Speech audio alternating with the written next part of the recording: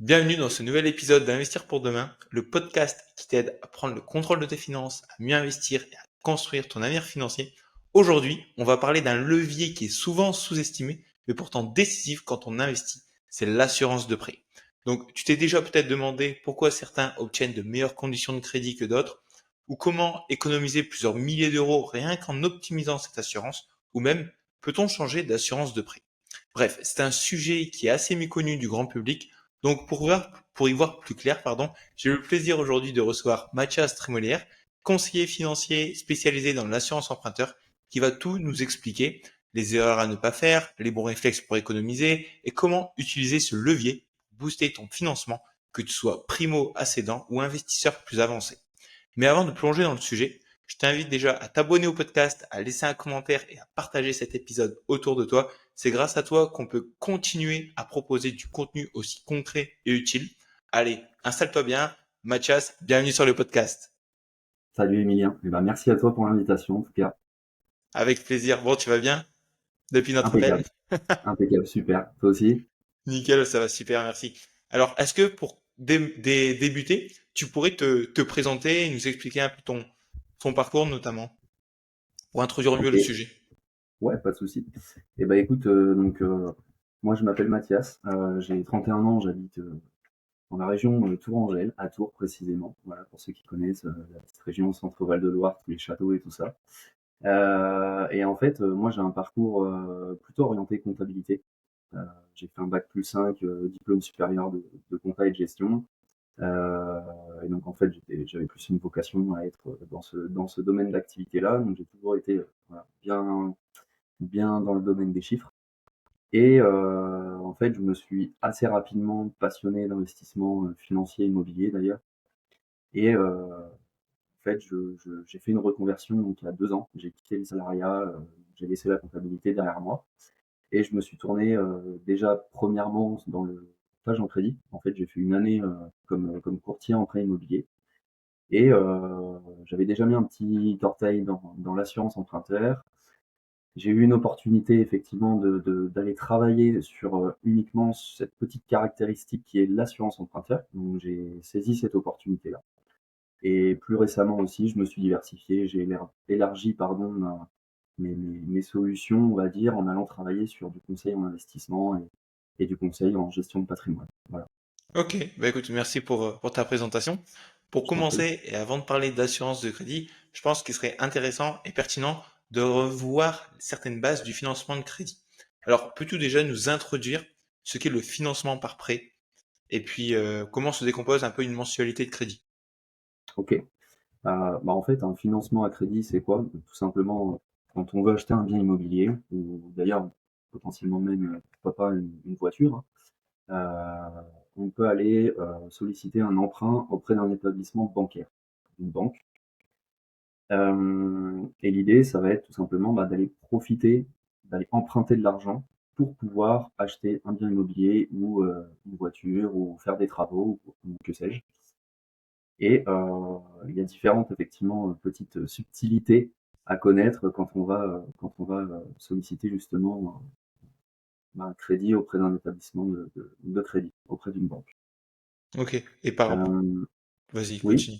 Excuse-moi. bah, j'allais juste en fait enchaîner sur la deuxième question, comment se décompose en fait la mensualité de crédit.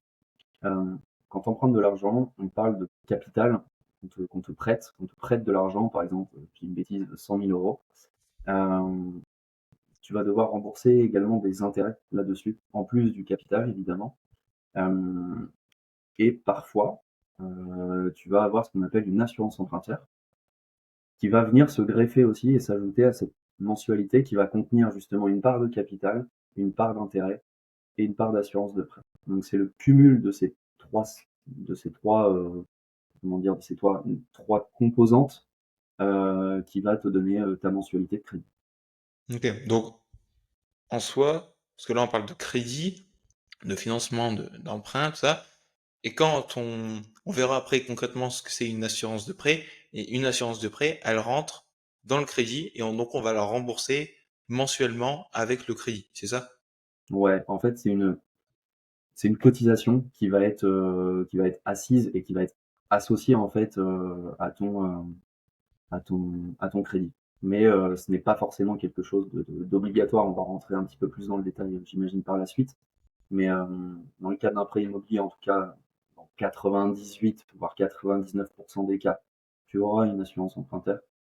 Et dans le cadre d'un crédit consommation, par exemple, c'est quelque chose de purement facultatif, l'assurance emprunteur. Donc tu ne l'auras potentiellement pas, mais entre guillemets, quand tu vas solliciter un crédit, tu vas devoir forcément rembourser du capital plus des intérêts. Voilà, systématiquement, ta base de mensualité sera composée de capital plus intérêt. Ok, donc ça c'est une question que je vais te poser par la suite, justement par rapport à l'assurance de prêt, dans quel type de prêt on peut l'avoir et est-ce le plus pertinent en tout cas. Justement, avant de parler de ça, qu'est-ce qu'une assurance de prêt? Et c'est quoi son rôle concrètement? Je pense qu'il y a le mot assurance, du coup c'est facilement déductible. Enfin, Ouais. c'est- En fait, une assurance de prêt, c'est une assurance déjà sur la vie, on va dire. Et c'est quelque chose qui a vocation à venir assurer, hein, comme son nom l'indique, euh, la banque, mais aussi bien toi en tant qu'emprunteur. La banque, déjà, quand elle te prête de l'argent, euh, elle va vouloir se prémunir des aléas, des éventuels risques qui pourraient mettre en péril le remboursement et la récupération du capital qu'elle te prête. D'accord? Donc c'est dans ce cadre-là en fait qu'elle va vouloir imposer ou proposer du moins une assurance emprunteur. Et toi en tant qu'emprunteur, effectivement, ça te couvre sur différents risques dans la mesure où si tu décèdes, qu'est-ce qu'il advient de ton crédit euh, si tu euh, si tu deviens un légume, je prends cette image-là, mais si tu es en perte totale irréversible d'autonomie, par exemple, qu'est-ce qu'il advient de ton crédit euh, si tu te retrouves en invalidité, si tu te retrouves en arrêt de travail de longue durée, euh, en fait, tout ça, ça va être des garanties, enfin, un petit peu dans la technique quelque part, mais on y reviendra. En fait, ça a juste pour but, effectivement, de se prémunir contre tous ces risques-là, finalement. Donc l'assurance emprunteur, elle a pour but de te couvrir toi en tant qu'emprunteur, mais également aussi la banque, de manière à ce qu'elle puisse récupérer euh, le cash qu'elle te prête, si ok. jamais il t'arrive quelque chose. Et par rapport à ça, est-ce que potentiellement les garanties, elles sont différentes comme en fonction de ce que tu viens de dire, par exemple, en cas de pour couvrir un décès, pour couvrir une incapacité de travail, une invalidité, une perte d'emploi, ou c'est plus ou moins tous les mêmes, il y a une base, et derrière on peut choisir un peu nos types de garanties.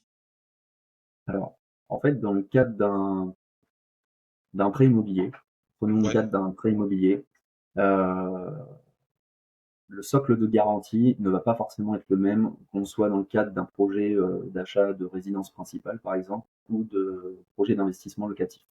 Parce que quand tu fais un achat de résidence principale, c'est pour y vivre, tu ne vas pas avoir un locataire dedans qui va payer une partie, toute ou partie de ton crédit. Donc tu comprends bien déjà, peut-être qu'il y a une certaine notion de risque qui ne va pas forcément être la même. Et donc si toi, il t'arrive quelque chose en tant qu'emprunteur, euh, quand c'est ta résidence principale, tu vas peut-être potentiellement avoir plus de difficultés à rembourser un crédit que dans le cadre d'un investissement locatif, ou si toi, il t'arrive quelque chose, tu as quand même ton locataire qui va rembourser en partie, tout ou partie de ton crédit. Donc les risques ne sont pas forcément les mêmes. Et c'est pour ça que dans le cadre d'un prêt immobilier, sur la résidence principale, on va avoir quasiment toutes les garanties possibles, inimaginables, alors que sur un investissement locatif, on va plutôt être uniquement sur un socle de base, bien qu'on puisse ajouter des couches additionnelles, des options. On va plutôt être sur un socle de garantie décès et PTIA, perte totale irréversible d'autonomie.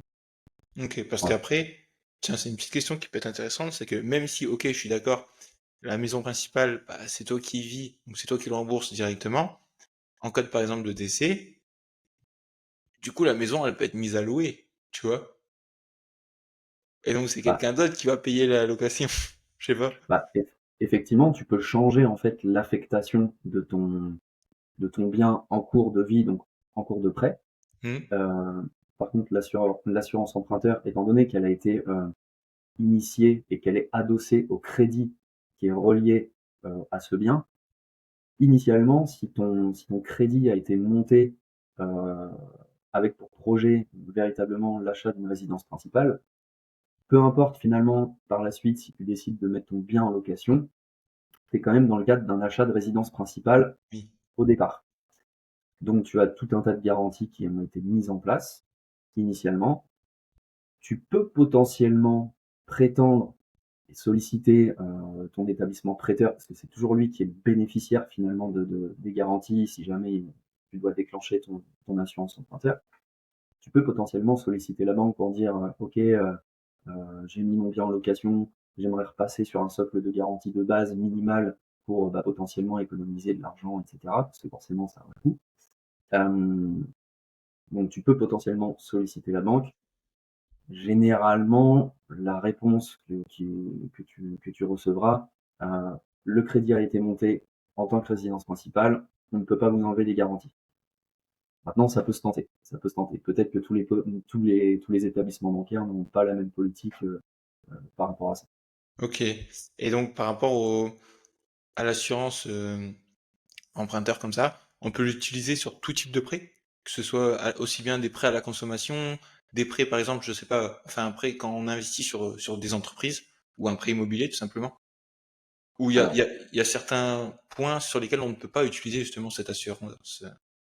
très bonne question. Euh, tu as différents types de prêts hein, dans ta question. Tu as les prêts professionnels, tu vas avoir les prêts consommation et les prêts immobiliers. Ok. Oui, Dans le cadre d'un prêt professionnel, généralement, effectivement, ton établissement bancaire va quand même te demander de t'assurer et de s'assurer aussi par la même occasion, en souscrivant justement une assurance emprunteur dans le cas où il t'arriverait quelque chose, toi en tant que porteur du risque quelque part. Ok. ok, Par contre, les conditions d'assurance, les conditions de résiliation, etc. vont différer selon la typologie de crédit. Mais grosso modo, sur le prêt professionnel, pardon, l'assurance va être quasi systématique, exigée dans quasiment 100% des cas. Sur du prêt personnel, prêt consommation, prêt travaux, euh, là, c'est un autre cadre légal, on va le dire.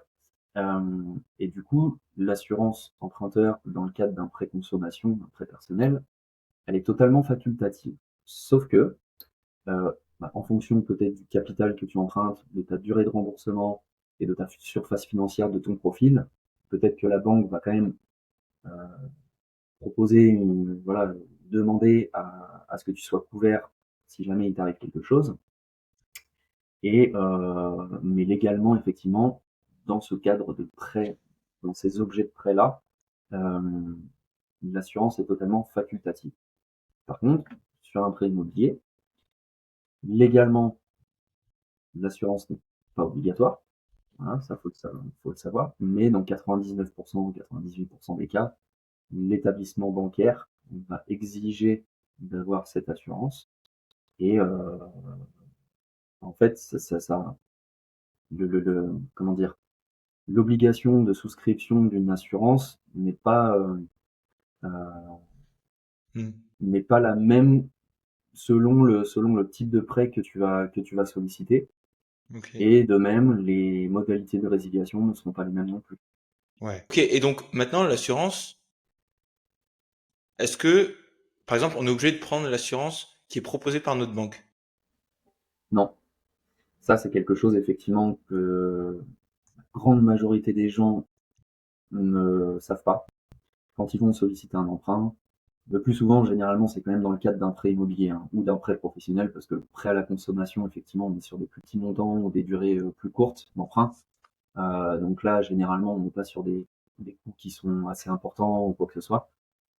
Mais depuis quand même la loi Lagarde de 2010, ce qui fait quand même 15 ans, on n'a aucune obligation de souscrire à l'assurance qui est proposée par la banque, dans le cadre d'un prêt immobilier notamment. D'accord. Euh, Ça, Dans c'est génial parce que du coup, 80... Pardon. c'est bien parce que du coup, tu peux aller sur un comparateur et potentiellement te dire, OK, moi, je fais ce prêt-là auprès de la banque, mais en comparant d'autres, je sais pas, moi, peut-être des courtiers, d'autres banques, te permettent d'optimiser, c'est ça? Donc là, juste pour info, on rentre vraiment dans le fait de comment utiliser ce levier d'optimisation pour vous, pour toi réduire aujourd'hui ton, ton coût d'assurance de prêt. Exactement. Voilà, c'était juste la petite aparté. Donc, t'en penses quoi par rapport notamment au comparateur pour derrière te dire, vu que tu m'as dit que t'étais pas obligé de souscrire à l'assurance emprunteur de ta banque, de pouvoir justement aller choisir le meilleur emprunteur. Enfin, La assurance. meilleure assurance emprunteur. Ouais. Alors, de base, en fait, effectivement, la banque va mettre en avant sa solution, ce qu'on appelle un contrat d'assurance groupe. Ce sont des contrats standardisés, c'est-à-dire que le risque est mutualisé. Tu peux avoir tout un tas de profils complètement différents, des âges d'emprunteurs différents, des profils différents, des professions à risque, des personnes qui fument, des profils plus à risque, je sais pas, qui font beaucoup de déplacements, des professions à risque, je l'ai déjà dit, ça peut être des sportifs de haut niveau aussi. Donc, tu as tout un tas de profils qui sont mélangés. Et en fait, tu te retrouves avec une solution qui est pas du tout personnalisée, quelque part. On est sur de la mutualisation de risque. Contrat groupe bancaire, c'est de la mutualisation de risque. Donc en fait, tout le monde a quasiment le même contrat, mais selon l'âge que tu as, etc., tu ne paieras pas forcément la même chose que quelqu'un qui a 10 ans plus que toi. Voilà. Donc ça, c'est la première typologie de contrat. Et en fait, tu as la possibilité d'aller de choisir clairement, hein, et la banque logiquement ne peut pas s'y opposer, ne peut pas te dire non non, bah, désolé mais ça va pas être possible, ou alors on va réviser les conditions, on va vous faire un taux un peu moins avantageux que ce qu'on vous a proposé. Légalement, elle n'a pas le droit de faire ça. Mais bien souvent, voilà, ça rentre quand même dans le cadre de la négociation, donc on sait un petit peu que ça peut être difficile. Mais l'emprunteur a la possibilité effectivement d'aller chercher un contrat, on va appeler un contrat individuel, pardon, qui là va être vraiment personnalisé. Donc on va lui demander tout un tas de choses sur ce qu'il fait dans la vie, son profil, son âge, sa profession, est-ce qu'il se déplace régulièrement, etc. Est-ce qu'il est fumeur, non fumeur. Il y a tout plein de critères Mhm. de tarification, j'ai envie de dire, qui vont impacter le coût de l'assurance que va supporter l'emprunteur. Euh, donc il a la possibilité effectivement d'aller voir sur des comparateurs en ligne, d'aller solliciter un courtier, ça peut être auprès d'un courtier en crédit justement qui s'occupe de la partie assurance en même temps que le montage du financement, ou alors ça peut être aussi un courtier en assurance, enfin, spécialisé en assurance de prêt, qui lui va être complètement focus, va aller bah, chercher sur le marché auprès de ses différents partenaires bah, la meilleure solution finalement qui sera la plus adaptée selon bah, le profil de l'emprunteur. Tu vois, on est vraiment sur deux notions différentes. Le contrat groupe bancaire qui est vraiment voilà un peu le fourre-tout, j'ai envie de dire, mais c'est une grosse mutualisation des risques et donc pas d'individualisation des profils, j'ai envie de dire. Et à côté, tu as un contrat individualisé qui va là être personnalisé et sur mesure par rapport au profil de la personne. Ok. Et donc, par exemple, si tu arrives avec ta banque, tu vas la voir, ok, je vais faire un prêt, et tu lui dis, non, mais en fait, c'est mort, je veux pas faire une assurance de prêt avec vous, je vais voir un courtier, notamment, comme tu disais, un contrat individualisé ailleurs, notamment un courtier. Qu'est-ce qu'elle va te dire, ta banque? Justement, elle va essayer de réduire justement pour que tu puisses souscrire ton assurance chez elle, En c'est fait, ça? c'est la petite problématique, c'est ce que je te disais, c'est que légalement, elle n'a pas le droit de s'y opposer. Du Ouais, moment que tu lui apportes les mêmes garanties que ce qu'elle attendrait si ok. jamais elle positionnait son contrat à elle. D'accord? On parle d'équivalence de garantie, il y a tout un tas de critères. Je ne vais pas rentrer Ok. dans les détails à ce moment-là.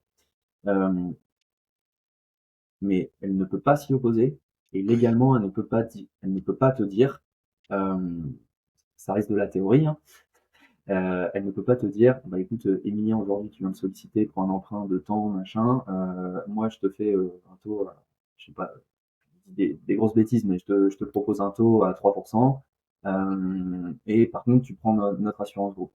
Si Oui. toi, 3 jours après, tu dis, bah en fait, j'ai regardé de mon côté, je sais que je pourrais payer moins cher mon assurance, donc du coup, bah est-ce que c'est possible, voilà, je reviens avec des documents, est-ce que c'est possible d'intégrer mon contrat externe individualisé dans cette offre, dans cette future offre de prêt? En pratique, la banque va te dire, bah écoutez, ça va être plus difficile, voilà, ça va prendre plus de temps pour le montage, etc. Euh, Faudrait jouer le jeu. Comprenez qu'on a, voilà, on a tiré les taux au minimum. on va pas pouvoir conserver ce niveau de compétitivité si vous allez chercher une assurance ailleurs. Donc, on va peut-être devoir rehausser le taux au lieu de 3% à 3,20 par exemple. Légalement, elle n'a pas le droit de le faire. Ok, Mais ça, les gens ne le savent pas. intéressant. Donc, moi, c'est pour ça que, entre guillemets, dans l'échange avec les gens, quand on vient me solliciter en me disant, bah voilà, ok, je suis en train de faire construire, ou j'ai un projet de construction ou d'achat, moi j'ai envie de dire, prenez tout à la banque. Parce que dans un second temps, vous pouvez changer d'assurance emprunteur dès la signature, enfin, dès l'édition en fait de votre offre de prêt. Vous le Ça, faites à tout moment par la suite. Voilà. c'était ma question suivante parce que là, on a vu au moment du crédit et donc est-il possible justement derrière, une fois que le crédit est signé avec la banque, on a le contrat d'assurance de emprunteur avec la banque également, est-il possible de changer d'assurance à tout Ouais, moment? complètement. En fait, depuis la loi Lemoine, donc en année 2022, tu vois, ça on commence à avoir un petit peu de recul, ça fait déjà 3 ans. Cette loi, elle est venue considérablement ouvrir ce marché de l'assurance emprunteur et elle a eu pour vocation effectivement de rendre accessible justement l'accès à la concurrence et de pouvoir un petit peu redonner euh, la possibilité de benchmarker différentes solutions d'assurance emprunteur euh, et en gros comment dire la phrase phare c'était effectivement de rendre un accès plus libre et plus transparent au marché de l'assurance emprunteur. Donc effectivement depuis 2022 il n'y a pas de date spécifique, on ne doit pas attendre la date d'anniversaire, on ne doit pas attendre Oui. un an avant de pouvoir changer son assurance de prêt dans le cadre d'un prêt immobilier, je le précise bien, parce que sur des prêts consommation, on est dans un autre cadre de résiliation qui pour le coup est annuel, et sur les prêts professionnels, c'est un peu pareil. Donc on se focus vraiment précisément sur les assurances de prêt immobilier. Voilà, c'est vraiment très très précis, hein. Il y a un article du Code de la consommation qui régit le cadre strict de l'application de la loi Lemoine d'ailleurs. Et donc Et aujourd'hui, c'est très facile, c'est possible de changer son assurance de prêt à tout moment. ok, Voilà, ok, génial. c'est aussi Donc simple une que ça. personne peut se dire, ok, moi je veux changer mon assurance prêt, elle va sur un comparateur, elle compare et puis elle peut changer.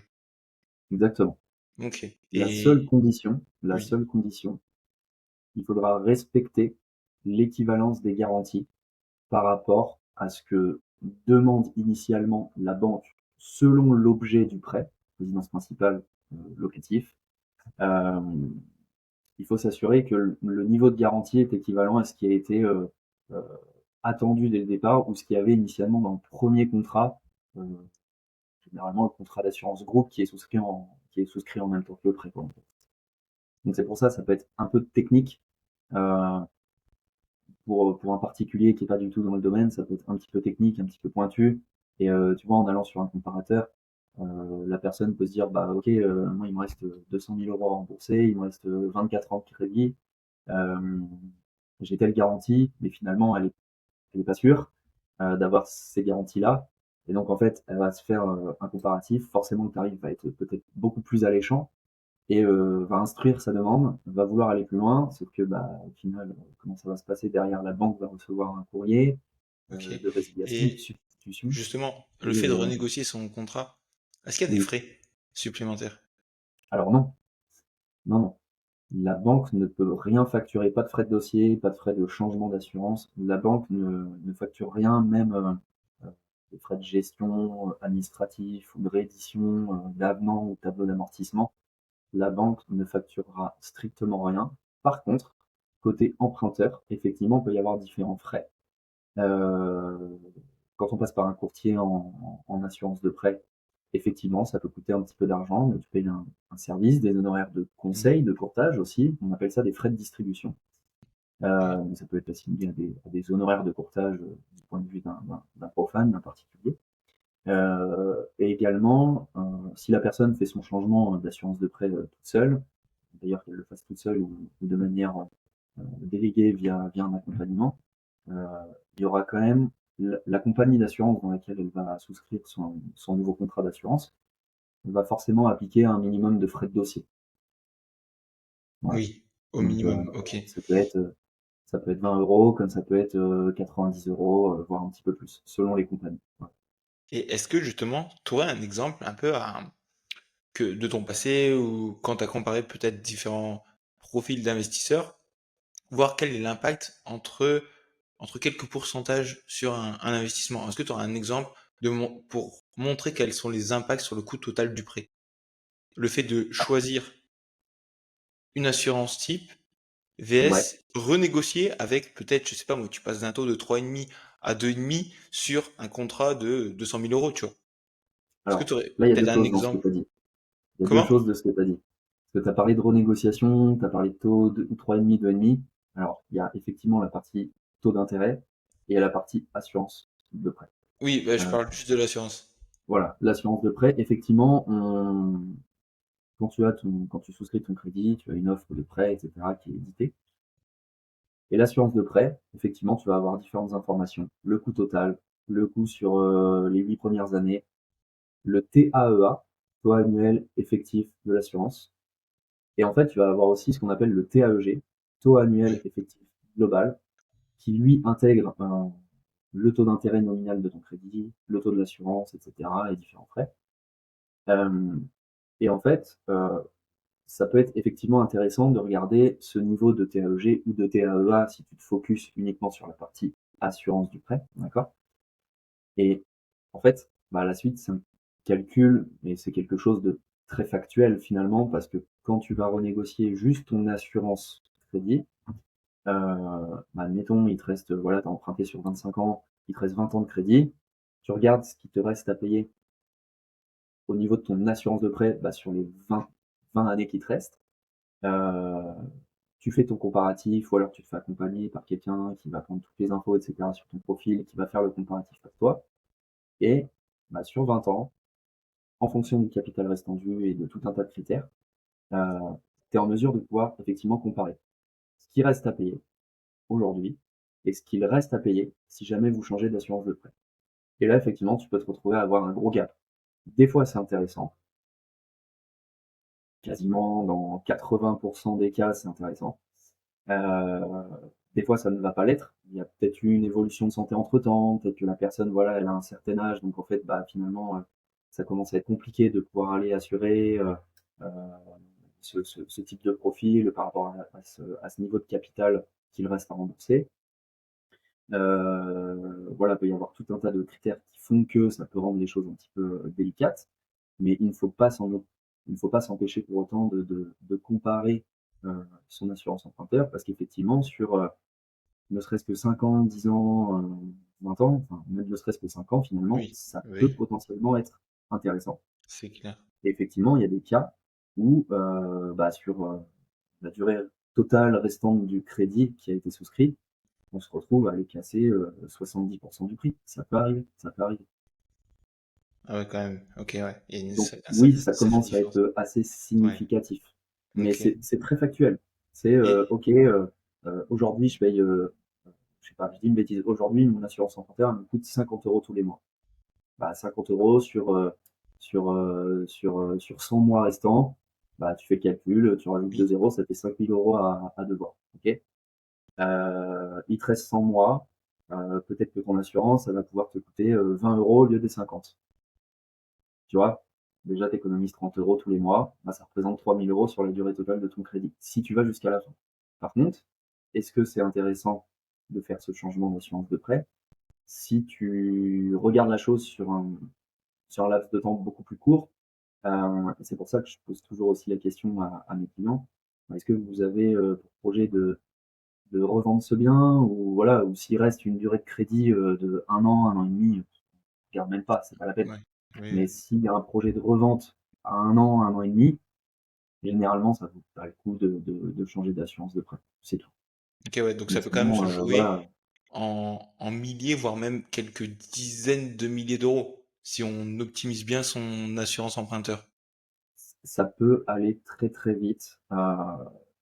Ça dépend aussi s'il y a une personne seule, Oui, ou si on est dans le cadre d'un couple, ou dès qu'il y a deux co-emprunteurs finalement, effectivement, quand tu commences à payer 40 € ou 60 € par tête, et que tu arrives à casser 30, 40, 50% parfois, voire Mm. plus, l'addition peut être extrêmement, les personnes se rendent compte d'elles-mêmes, se disent, mais Et comment c'est possible en fait? Comment c'est possible? ouais. Mais c'est la réalité. Donc effectivement, tu peux te retrouver à économiser des dizaines d'euros par mois et ce qui représente des milliers, voire des dizaines Oui, de oui. milliers d'euros si tu Sur réfléchis long sur le terme, long terme, effectivement. c'est comme avec les intérêts composés, l'impact des frais, l'impact des frais sur les courtiers, l'impact des ETF, hein, comme en bourse. Et chaque petit frais peut te coûter énormément cher sur le long terme. On parlait de comparateurs. Aujourd'hui, donc je suppose que quand tu compares, bah, tu regardes le taux, hein, le coût que ça va te coûter de l'assurance tous les mois. Comment tu choisis une assurance de prêt? Parce que je suppose que tu as des critères aussi importants, comme par exemple la capacité du courtier ou de la banque qui est solide. Tu vois, je pense que tu as différents critères essentiels pour choisir ton courtier, non? Enfin, ou pas ton courtier, mais ton assurance emprunteur. Tu vas pas uniquement regarder le montant. Ouais, ouais. Effectivement, tu peux sélectionner effectivement les compagnies en fonction de leur renommée ou du groupe auquel il appartient. Ouais. Toi, tu as des critères. Généralement, dans le domaine de l'assurance emprunteur, on est quand même sur des grosses compagnies de renom qui ont un peu Mm. d'antériorité, voilà, qui appartiennent à des groupes d'ailleurs de banques assureurs. Oui. Généralement, c'est quand même des banques qui sont derrière, c'est ça qui est assez drôle. Euh, mais effectivement, tu peux ne pas comparer uniquement et tu peux ne pas t'arrêter uniquement au prix. Euh, parce que bah, potentiellement aussi, il y a des critères, je sais pas moi, dans le cadre d'un profil à risque, par exemple, tu vois, je te donne le cas d'un sportif de haut niveau, par exemple. Euh, une compagnie peut être très très agressive, très très compétitive en termes de tarifs sur ce profil-là. Par contre, euh, elle va demander un questionnaire spécifique d'activité, donc spécifique à sa profession, à son sport pratiqué au quotidien, qui lui permet d'en vivre, de dégager des revenus et de payer ses Mm. mensualités de crédit. Et tu peux avoir une autre compagnie qui va dire, bah, en fait, moi, j'ai pas besoin de questionnaire spécifique d'activité, je me positionne, voilà, je suis spécialiste et je me positionne sur ce type d'activité, ce type de profil de sportif de haut niveau. Je ne demande pas de questionnaire, je tarifie à tel niveau ce profil-là. Ok. Donc peut-être que ça va te coûter un petit peu plus cher, mais peut-être que enfin voilà, en termes de simplification, il y a moins de formalités, il y a peut-être pas de risque qu'il y a un surcoût qui pourrait être appliqué dans la première compagnie qui demanderait des explications, un questionnaire, etc. Donc en fait, finalement, le choix ne s'arrête pas que au tarif. Oui, voilà, oui. Il peut y avoir des conditions d'indemnisation qui diffèrent d'une compagnie à une autre aussi, dans les Les petites lignes, les garanties. conditions générales des notices d'information, etc. Donc là aussi, quand on le fait seul, ça peut être compliqué d'aller mettre le nez dans les CG, dans les notices d'infos. C'est des textes, c'est euh, très juridique. Donc ça peut être voilà un peu compliqué, un peu lourd à comprendre pour les personnes, hein. Ok. De ton expérience, quelles sont les erreurs fréquentes des emprunteurs, en fait, à propos de l'assurance emprunteur, de tes clients? Quelles erreurs ont pu-ils faire et comment les éviter? Alors, en fait, je dirais pas que c'est des erreurs. Je dirais que c'est simplement déjà de la méconnaissance. Voilà, Oui. parce que les personnes n'ont pas forcément l'information et peut-être que le conseiller bancaire, quand il met en place le crédit, ne va pas dire oui, bon bah voilà, vous avez la possibilité, j'ai le devoir de vous en informer, vous avez la possibilité de changer votre assurance de prêt immobilier à tout moment, etc. Euh, c'est juste de la méconnaissance. Pour moi, il n'y a pas une erreur initialement qui a été faite. Par contre, l'erreur, je vais le dire comme ça, à la limite, c'est de ne pas faire jouer la concurrence ou de ne pas regarder, de ne pas oser en fait se poser la question parce que bah, bien souvent aussi dans les contrats groupes bancaires, les indemnisations ne sont pas forcément très bonnes. Les prix qui sont pratiqués sont généralement plus élevés que ce que tu peux trouver auprès d'une compagnie externe. Euh, donc j'ai pas envie de parler d'erreur, mais pour moi, on a toujours intérêt et c'est pas quelque chose qui prend énormément de temps finalement. On a toujours un intérêt à regarder si effectivement on pourrait optimiser ou pas euh, cette petite partie assurance emprunteur. De la même manière que quand on a emprunté avec un taux à 4 et qu'aujourd'hui on sait que les taux sont peut-être aux alentours de 3, 3,5, allez 3,5 sur 25 ans, on peut commencer à se poser la question de ah tiens, est-ce que je vais négocier mon taux d'intérêt? Parce qu'en fait, on se focus, on a ce truc-là en Mm. France, généralement quand on emprunte, on se focus beaucoup sur le taux d'intérêt. Pas que le taux d'intérêt, il y a les frais de dossier, il y a les modalités de remboursement, le différé, les pénalités de remboursement anticipé, l'assurance emprunteur. Enfin voilà, il y a vraiment plein de choses à négocier quand on va solliciter un crédit. Et finalement, bah voilà, on peut avoir entendu qu'on a la possibilité de changer d'assurance emprunteur, mais finalement on a mis le prêt en place, ça se passe bien, tout va bien, et, et on laisse passer le temps. Et on ne fait pas la démarche et on ne va pas chercher à économiser un petit peu d'argent. C'est dommage, mais pour moi ce n'est pas fondamentalement une erreur. Voilà. Oui, voilà, c'est plus une méconnaissance du sujet, comme tu disais tout à l'heure. Ok. Et maintenant, je voulais te poser une question. Alors, peut-être que ça n'a rien à voir, je sais pas du tout, mais est-ce qu'aujourd'hui, sur une assurance emprunteur, est-ce qu'on peut avoir un impact positif sur notre fiscalité? Est-ce qu'on peut jouer là-dessus? Ou ça n'a rien à voir? Ça n'aura strictement rien à voir quand tu empruntes dans le cadre de ta résidence principale. Ok. Euh, Par contre, quand tu fais un investissement locatif, selon le mode d'exploitation de ton investissement locatif, Ah oui, euh, tu peux déduire. la déduction, en fait, généralement, tu peux déduire tes intérêts d'emprunt, euh, parfois les frais de dossier, parfois les différents frais qui sont reliés directement à l'emprunt. Et tu peux déduire aussi l'assurance emprunteur. Donc, indirectement, j'ai envie de dire, dans le cadre d'un investissement locatif, ça peut être intéressant, finalement, oui, de renégocier, ça peut avoir un impact. Mais maintenant, quand tu poses les choses sur un bout de papier, euh, au lieu de payer 50 euros d'assurance emprunteur tous les mois, et donc du coup de défiscaliser 50 euros d'assurance tous les mois. Si tu te retrouves à en payer 20, tu vas payer moins cher, d'accord? Mais par contre, tu vas défiscaliser moins. Hmm. Tu m'as suivi? Donc, pour moi, ça peut, enfin, fiscalement, je vais pas dire qu'il y a un réel intérêt à renégocier son assurance emprunteur. C'est plus une question de trésorerie, j'ai envie de dire, et de levier pour effectivement aller se dégager du pouvoir d'achat, Ok. la capacité d'endettement supplémentaire, d'investissement et d'épargne, en fait. C'est Oui, et surtout après, ça. comme tu Il n'y a dis, pas de ça va. réel impact sur l'impôt sur le revenu, en fait. Ouais. Après, ça va dépendre si t'es en société ou quoi, parce que, comme tu dis, en société, Aussi. tu peux déduire. Donc ça peut être intéressant aussi. Donc, Ouais. ok.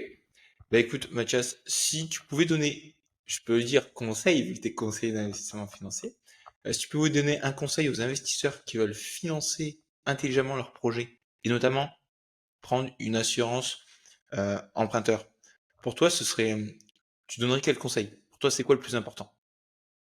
Bah, en fait, pour un investisseur, quand tu vas chercher un financement, le plus important, c'est juste de l'obtenir déjà. Ouais, Le taux d'intérêt, c'est pas quelque chose d'important parce que tu vas le défiscaliser, en fait, ton remboursement d'intérêt. Ton assurance emprunteur, pareil. Et puis qui plus est, tu peux renégocier plus tard ton taux d'intérêt si effectivement les taux du marché sont intéressants. Tu peux renégocier aussi ton assurance emprunteur plus tard. Mais pour moi, effectivement, quand tu vas chercher un financement, c'est en tant qu'investisseur, ça va plutôt être d'aller peut-être optimiser peut-être les frais de dossier, peut-être les pénalités de remboursement anticipé parce que justement tu te projettes déjà peut-être dans une revente, etc. Donc et puis d'aller négocier un petit peu de modalités de remboursement, de la souplesse dans les modalités de remboursement, la possibilité d'avoir des modulations d'échéance, des choses comme ça. Mais pour moi, la grosse partie ne va pas se jouer sur l'assurance de prêt quand tu investis. Par contre, effectivement, ça peut aider à faire passer un dossier. Parce que si, enfin, au niveau de ton endettement, la mensualité proposée par la banque avec son assurance à elle ne passe pas, bah, à ce moment-là, ça peut être opportun d'aller justement chercher une assurance de prêt externe et de la mettre en place dès le début du prêt. pour que ça coûte moins cher et pour que ça puisse passer au niveau de ton endettement. Ok. Bah écoute, je te Voilà. remercie Mathias Bah, je pour t'en tout. prie, avec grand plaisir. J'espère que j'ai été plutôt clair, assez simple aussi. Ouais, totalement. Franchement, tu as super bien expliqué pour tout néophyte. Donc voilà, c'est la fin de cet épisode d'Investir pour demain. J'espère que cette discussion avec Mathias t'a permis de mieux comprendre l'assurance de prêt et surtout comment l'optimiser intelligemment dans tes projets. Si tu retiens une chose, ne néglige jamais ce levier. D'ailleurs, tu peux retrouver Mathias, je te mets son lien dans la description. Tu peux aller voir ce qu'il te propose et ce qu'il te partage à propos de l'assurance de prêt. Si l'épisode t'a plu, pense à le partager autour de toi, à laisser une note et un commentaire. C'est grâce à toi qu'on continue de faire grandir ce podcast. En tout cas, on se retrouve très vite pour un prochain épisode. D'ici là, reste curieux, informe-toi et investis pour demain. Let's invest. Ciao, ciao.